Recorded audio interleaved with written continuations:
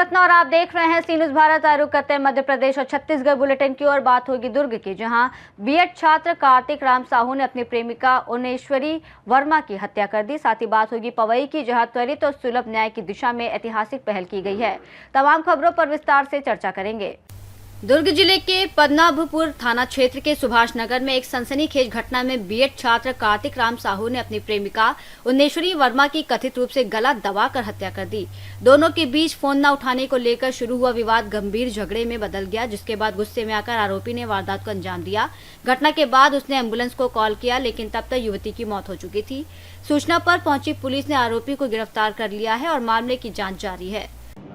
हाँ, सुभाष नगर पद्मनाभपुर थाना क्षेत्र अंतर्गत एक रेंटेड अपार्टमेंट में सूचना के आधार पर एक युवती का शव बरामद हुआ।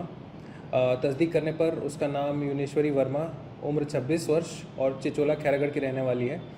प्रथम दृष्टया मर्ग कायम कर ऐसा प्रतीत हुआ कि उसकी गला दबाकर हत्या करी गई है, जो एफएसएल एक्सपर्ट से वेरीफाई कराया गया। तो तस्दीक करने पर वो जिस लड़के के रेंटेड अपार्टमेंट में थी उस तक पुलिस पहुंची है और अभी उससे हिरासत में लेकर अभी उससे पूछताछ जारी है। दुर्ग छत्तीसगढ़ से सी न्यूज़ संवाददाता धर्मेंद्र गुप्ता की रिपोर्ट। पन्ना शहर में नारी शक्ति वंदन अधिनियम के समर्थन में एक विशाल रैली और जनसभा का आयोजन किया गया, जिसमें बड़ी संख्या में महिलाओं, छात्राओं और सामाजिक कार्यकर्ताओं ने भाग लिया। गांधी चौक से शुरू हुई रैली विभिन्न प्रमुख मार्गों से होती हुई श्री जुगल किशोर मंदिर पहुंची, जहां पूर्व मंत्री और विधायक विजयेंद्र प्रताप सिंह ने संबोधित करते हुए इसे महिलाओं को नेतृत्व में भागीदारी देने वाला ऐतिहासिक कदम बताया। उन्होंने कहा कि 33% आरक्षण से महिलाओं की भूमिका और मजबूत होगी और पन्ना पहले से ही महिला सशक्तिकरण का उदाहरण है। कार्यक्रम में भाजपा पदाधिकारी, जनप्रतिनिधि और सैकड़ों महिलाएं मौजूद रही। नारी शक्ति बंधन पन्ना में भी पदयात्रा निकाली गई, किस नजर से देखते हैं? निश्चित रूप से इन सब बातों से ये दिखता है कि आज कितना उत्साह है हमारी नारी शक्ति के अंदर, क्योंकि बहुत लंबे समय के बाद इस तरह का महाकुंभ, क्योंकि आज आप देख रहे हो कि 10 साल से यदि देखा जाए तो हमारी नारी सशक्त ने उनको लखपति दीदी बनाया। आज समूह बना के गाँव में आज हमारी महिलाएं बहुत आत्मबल उनका बढ़ा है, कॉन्फिडेंस लेवल बढ़ा है। आप यदि देख रहे हो कि नगरीय क्षेत्र हो चाहे ग्रामीण क्षेत्र, 50% का आरक्षण पहले से चल रहा है और आप खुद देख सकते हो, चाहे पार्षद हो, अध्यक्ष हो, जनपद अध्यक्ष हो, जिला पंचायत हो, नगर पालिका हो, इसमें नारी शक्ति अपने आप सम्मानित हो रही है और आगे बढ़ रही है। और यदि आज लोकसभा और विधानसभा के लिए जो बिल पास हुआ है, इसलिए मैं ये मानता हूँ कि अब राजनीतिक दृष्टि से भी हमारी नारी अब सबल होगी और कहीं ना कहीं वो नीति निर्धारण में भी काम करेगी। उसकी संवेदनशीलताएँ, चाहे वो स्वास्थ्य को लेकर हो, चाहे शिक्षा को लेकर हो या अन्य क्षेत्रों में हो, उसमें भी उसका आज का क्षेत्र बढ़ेगा। और इसलिए मैं मानता हूँ कि बहुत बड़ा और अच्छा निर्णय हुआ है और ये माना जाता है कि भारत में हर नारी का सम्मान हुआ है। और इसलिए भारत में ये बाबा साहब अम्बेडकर भी बोल के गए थे कि नारी की प्रगति आज राष्ट्र की और समाज की प्रगति बन सकती है। और इसलिए उसी आधार पर हमारे माननीय मोदी जी बढ़ रहे हैं और इसलिए मैं मानता हूँ कि उनको बहुत बहुत धन्यवाद है पूरे पन्ना की तरफ से, नारी शक्ति की तरफ से हम सब लोग। पन्ना से सी न्यूज़ संवाददाता रीना सोनी की रिपोर्ट। पवई और हिनौता में न्यायिक व्यवस्था को आधुनिक बनाने की दिशा में महत्वपूर्ण पहल के तहत अत्याधुनिक मध्यस्थता केंद्र और नए जुडिशियल भवन का ई लोकार्पण किया गया। जिला अपर सत्र न्यायाधीश सोम पांडे के निर्देशन में आयोजित इस कार्यक्रम में मध्य प्रदेश उच्च न्यायालय के मुख्य न्यायाधिपति संजीव सचदेवा ने लोकार्पण किया, जबकि न्यायमूर्ति विवेक रूसिया ने अध्यक्षता की और न्यायमूर्ति देव नारायण मिश्रा भी मौजूद रहे। इस अवसर पर न्यायिक अधिकारियों, अधिवक्ताओं और जनप्रतिनिधियों की मौजूदगी में नई सुविधाओं को न्यायिक प्रक्रिया को अधिक तेज, पारदर्शी और प्रभावी बनाने की दिशा में अहम कदम बताया गया। हमारे यहाँ मीडिएशन सेंटर का उद्घाटन किया गया है, जिसका वर्चुअल उद्घाटन हमारे राज्य के मुख्य न्यायाधिपति श्री सचदेवा साहब ने, ऑनरेबल सचदेवा साहब द्वारा किया गया है। मीडिएशन सेंटर की एक बहुत अच्छी अवधारणा है जो बलवती होती जा रही है। इसमें पक्षकारों के बीच विन विन सिचुएशन, उभय पक्षों की विजेता की स्थिति रहती है। आपसी समझौते से जो एग्रीमेंट होता है, उसकी परिणति दोनों ही पक्षकारों को, उनको किसी न किसी मात्रा में अनुतोष, उनको संतोष और उनके अभीष्ट की प्राप्ति के रूप में होती है। बहुत अच्छी आज का दिन रहा। हमारे अधिवक्तागण जो यहाँ पर उपस्थित रहे और हमारे नगायत जी जो कि अधिवक्ता संघ के अध्यक्ष हैं, हमारे कुछ साथी हमारी बिल्डिंग जो जजेस क्वार्टर्स बने हैं पवई में, वहाँ पर उपस्थित हैं। वो वहाँ पर अपना प्रतिभाग कर रहे हैं, इसलिए यहाँ उपस्थित नहीं हैं। मैं उनका भी धन्यवाद ज्ञापित करता हूँ। बहुत ही हर्ष का विषय है। आप सबने सहयोग किया, हमारे स्टाफ ने सहयोग किया। श्री राकेश चौबे जी, जो कि लीगल एड में भृत्य के रूप में हैं, लेकिन उन्हें अथक परिश्रम से इस कार्य को पूर्ण करने में सफलता दिलाई।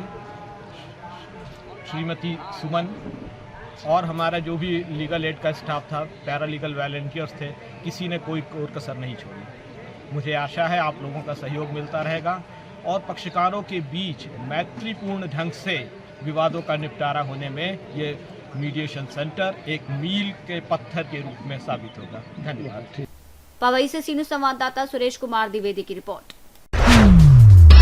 राजगढ़ जिले में लोकायुक्त ने भ्रष्टाचार के खिलाफ बड़ी कार्रवाई करते हुए सीएमएचओ डॉक्टर शोभा पटेल को 20,000 रुपए की रिश्वत लेते रंगे हाथों गिरफ्तार किया। बताया गया कि निजी लैब में डॉक्टर का नाम जोड़ने के बदले 50,000 रुपए की मांग की गई थी, जिसमें 30,000 पहले ही लिए जा चुके थे। शिकायत मिलने पर लोकायुक्त टीम ने ट्रैप बिछाकर कार्रवाई की और रकम लेते ही आरोपी को पकड़ लिया। लंबे समय से अनियमितता की शिकायतों से घिरे अधिकारी के खिलाफ अब भ्रष्टाचार निवारण अधिनियम के तहत मामला दर्ज कर जांच तेज कर दी गई है, जिससे स्वास्थ्य विभाग में हड़कंप मच गया है। सर, क्या मामला है, क्या शिकायत थी और क्या कार्रवाई हुई, बताएंगे। हाँ, ये मामला ऐसा है कि यहाँ पर राजगढ़ में हरिओम अहिरवाल निवासी भोपाल के द्वारा एक सुविधा डायग्नोस्टिक सेंटर चलाया जाता है, जिसमें डायग्नोस्टिक कार्रवाई होती हैं। तो उसमें उनके यहाँ पूर्व में कोई रेडियोलॉजिस्ट डॉक्टर होंगे, उनकी जगह पे एक डॉक्टर आकर्ष तनेजा को रेडियोलॉजिस्ट के रूप में पदस्थ करने के लिए वो उसमें सीएमएचओ का अप्रूवल चाहिए होता है। तो उस अप्रूवल के लिए उन्होंने पिछले महीने लास्ट में अप्लाई किया था। अप्लाई करने के बाद जो भी डॉक्यूमेंट्स थे वो भी जमा कराया था ऑनलाइन अप्लाई करने के बाद, लेकिन काफ़ी दिन तक जब नहीं हुआ काम उनका, तो वो सीएमएचओ मैडम डॉक्टर शोभा पटेल से मिले। तो उन्होंने ये बताया कि डॉक्टर ने हमसे रिश्वत की मांग की काम करने के लिए।